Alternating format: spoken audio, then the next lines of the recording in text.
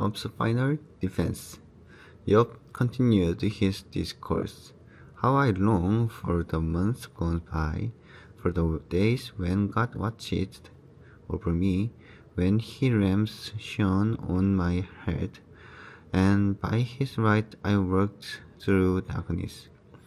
Oh, for the days when I was in my prime, when I got in the intimate friendship blessed by my house, when the Almighty was still with me and my children were around me, when my path was drenched with cream, and the rock poured out for me streams of olive oil. When I went to the gates of the city and took my seat in the public square, the young men saw me and stepped aside, and the old men rose to their feet, and chief men refrained from speaking and covered their mouths with their hands. The voices of the noble were hushed, and their tongues stuck to the roof of their mouths. Whoever heard me spoke well of me, and those who saw me commended me. Because I rescued by poor who cried for help, and the fatherless who had none to assist them. No one who was dying blessed me. I made the widow's heart sing. I put on righteousness as my clothing, justice as was my robes and my turban. I was eyes to the blind and feet to the lame. I was a father to the needy. I took up the case of the stranger.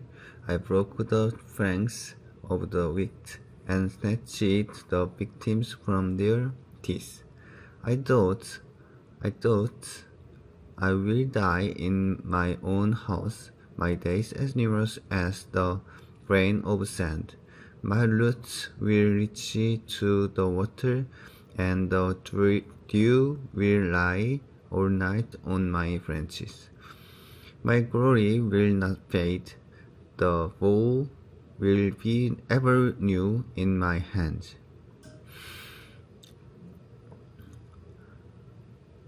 People listened to me expectantly, waiting in silence for my counsel.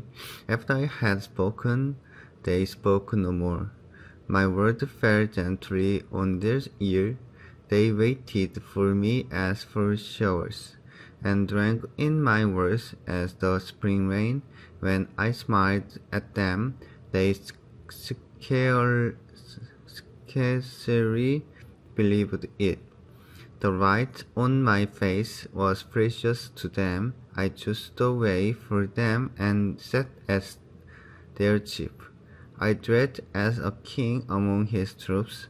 I was like one who comforts no mourners.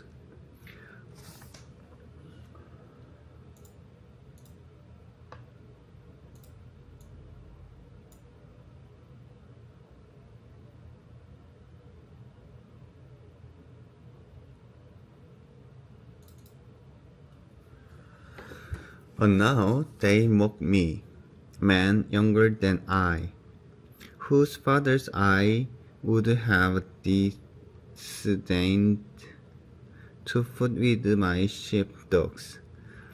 Of what use was the strength of their hands to me, since their visor had gone from them? Haggard from want and hunger, they roamed the parched land, the desolate wastelands at night. In the brushy they gathered salt herb, and their food was the root of the broom bush. They were banished from human society, shouted at as if they were thieves. They were forced to live in the dry stream bed, among the rocks and in holes in the ground. They brayed among the bushes and huddled in the undergrowth. A base and nameless brood, and they were driven out of the land. Now, those young men mock me in song. I have become a byword among them. They detest me and keep their distance. They do not hesitate to spit in my face. Now that God has unstrung my bow and afflicted me, they threw off restraint in my presence. On my right, the tribes attacks. They raised snares for my feet. They build their siege ramp against me. They break up my road. They succeed in destroying me. No one can help him, they say. They advance as through a gaping branch. Amid the ruins they come rolling in. Terrors overwhelm me. My dignity is driven away as by the wind. My safety vanishes like a cloud. And now my life ebbs away. Day of suffering grim me. Night pierced by bones. My gnawing pains never rest. In his great power, God became like clothing to me. He buried me like the neck of my garment. He threw me into the mud, and I am reduced to dust and ashes.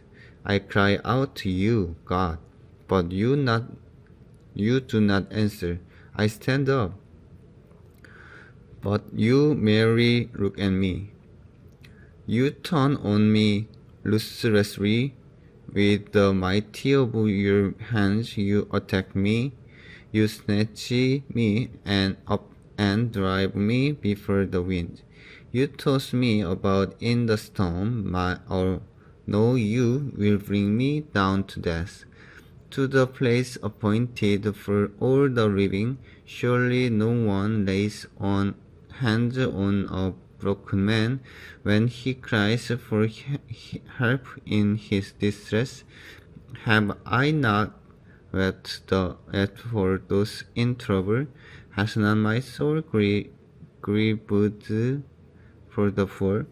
Yet I went Yet when I hoped for God, evil came. When I looked for light, then came darkness. The churning inside me never stopped.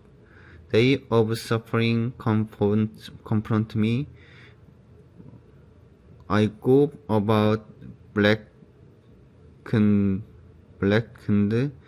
but not by the sun. I stand up in the assembly and cry for help. I have become a brother of jackals, a companion of owls. My skin grows black and fierce.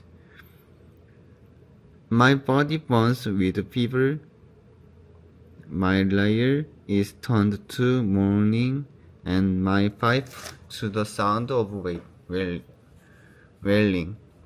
I made a covenant with my eyes not to look lustfully at a young woman, for what is our, our lot from God above, our heritage from the Almighty on high?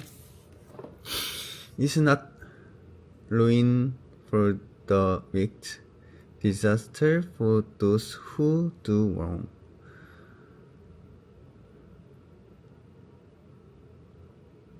Does he not see my ways and count my every step.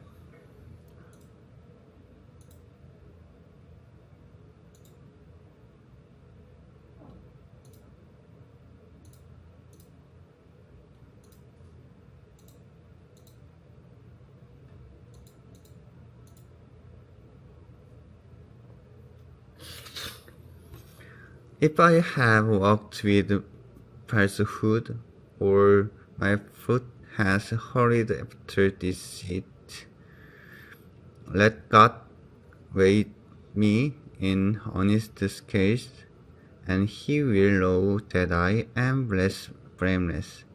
If my steps have turned from the path, if my heart has been led by my eyes, or if my hands have been defiled, then may others eat than I have sown, and may my crops be uprooted. If my heart has been anticipated by a woman, or if I have looked at my neighbor's door, then may my wife grind another man's grain, and may other men sleep with her. For that would have been wicked, a sin to be judged. It is a fire that burned to destruction. It would have uprooted my harvest. If I have denied justice to any of my servants, whatever male or female, when they had a grievance against me, what will I do when God confronts me? What will I answer when called to account? Did not he who made me in the womb make them? Did not the same one form us both within our mothers? If I have denied the desires of the poor, or let the eyes of the widow grow weary, if I have kept my bread myself, not sharing it with the fatherless, but from my youth I reared them as a father would, and from my birth I guided the widow. If I have seen anyone perishing for lack of clothing, or the needy without garments, and their hearts did not bless me for warming them with the fleece from my sheep. If I have raised my hand against the fatherless, knowing that I had influence in court, then let my arm fall from the shoulder, let it be broken off at the joint. For I dreaded destruction from God, and for fear of his splendor I could not do such things.